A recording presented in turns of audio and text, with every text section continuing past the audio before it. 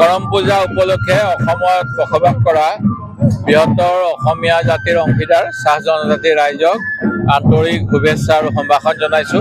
আজি আমাৰ শিৱসাগৰ জিলা চাহ জনজাতি ছাত্ৰ সন্থাই আমাৰ এই লাডৈগড় অঞ্চলত স্থানীয় ৰাইজ চাহ মজদুৰ সংঘ সকলোৰে সহযোগত অতি সুন্দৰকৈ দুদিনীয়া কাৰ্যসূচীৰে কৰম উদযাপন কৰিছে আৰু মই ইয়াত আহি আজিৰ কাৰ্যসূচী কিছু উপভোগ কৰিলো।